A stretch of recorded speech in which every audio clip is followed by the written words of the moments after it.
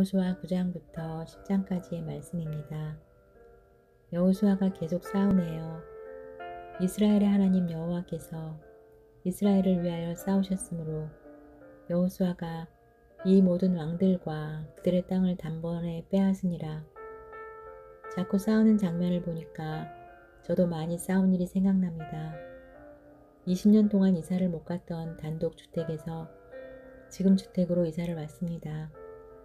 내 집 마련을 해야 이사 간다는 남편의 주장에 순응하여 견디고 있는데 주인집이 집을 팔았습니다.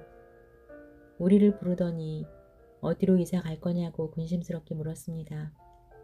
저는 이사 간다는 사실이 좋아서 무조건 기뻤습니다.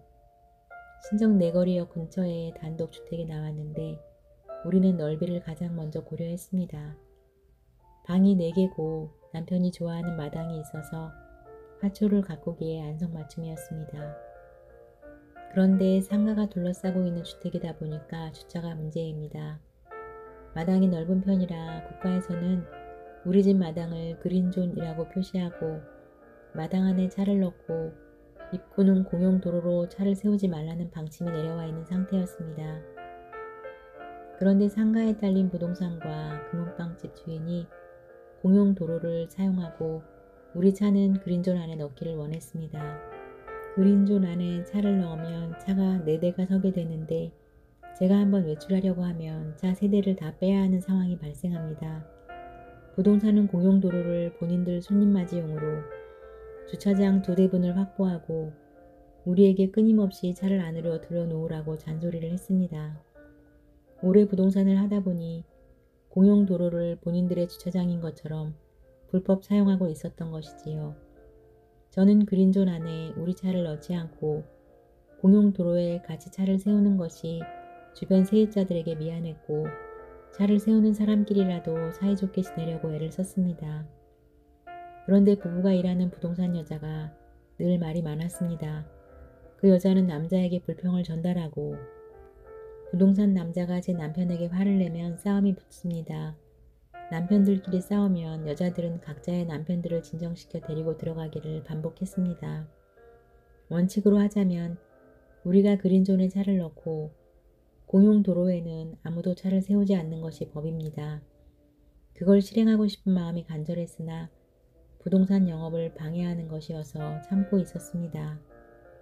그런데도 계속 그린존 안에 차를 넣으라고 우리 입장만을 주입시키는 여자에게 제가 우리가 그린존 안에 차를 넣는 순간 여기는 아무도 차를 못 세워요 라고 분명하게 말해주었는데 그 다음날 남자들끼리 또 싸움이 붙었습니다.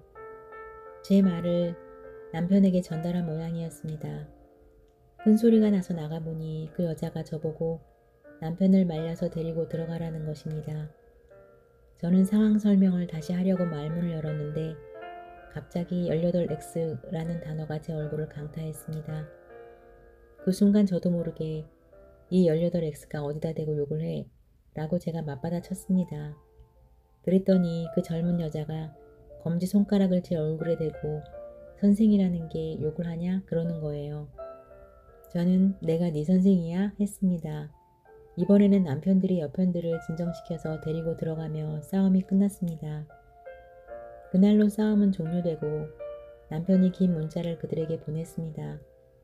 남자들 싸움이 집사람들 싸움으로까지 번지니 서로 할 말이 있으면 문자로 하자는 내용이었고 여자에게서 답이 왔는데 서로 웃으면서 지내자는 내용이었습니다. 그런데 이유 없이 욕을 했던 그 여자에게 사과를 못 받은 저는 도저히 웃음이 나오지를 않았습니다. 다행히도 그 후로 지금까지 그 여자를 한 번도 마주친 적은 없습니다. 부동산 가격의 폭락으로 일거리가 없어서 여자가 출근을 하지 않는 모양입니다. 저는 이 사건을 겪으며 많은 생각을 했습니다. 첫째, 내가 많이 강해졌구나 라는 생각 때문에 혼자 웃음이 나왔습니다. 만만하게 생긴 제 얼굴은 편안한 인상으로 아무에게나 친근감을 주는 것 같습니다. 우리 어디서 만났나요? 라는 질문을 많이 받았습니다. 저는 평범한 인상이라서 그래요 라고 대답하고 웃어 넘기곤 했지만 많은 사람이 우리가 아는 사이인지를 물어봅니다. 생긴 인상만큼 마음이 여린 저는 누가 뭐라 하면 상처를 잘 받습니다. 남의 얼굴에 대고 욕을 한다는 것은 50평생에 처음 있는 일로 참 많이 담대해진 것 같아 감사했습니다. 앞으로도 남의 얼굴에 대고 욕할 일은 없습니다. 그러고 보니 상처받는 일이 없어졌습니다. 둘째, 혼자 정죄감에 많이 시달렸습니다. 할 수 있거든 너희로서는 모든 사람과 더불어 화목하라. 악에게 지지 말고 선으로 악을 이기라는 말씀이 머릿속에서 저를 고소하고 있었습니다. 주님이 형제와 이웃을 사랑하라 하실 때는 형제도 이웃도 아니라고 애써 변명하며 핑계거리를 찾을 수 있었는데 사도 바울은 할 수 있거든 모든 사람과 화목하라고 말합니다. 도망갈 구멍이 없어서 갈등합니다. 그래도 할 수 있거든 이라는 말씀에 위로가 됩니다만 내가 죽어야 하는 숙제가 남습니다.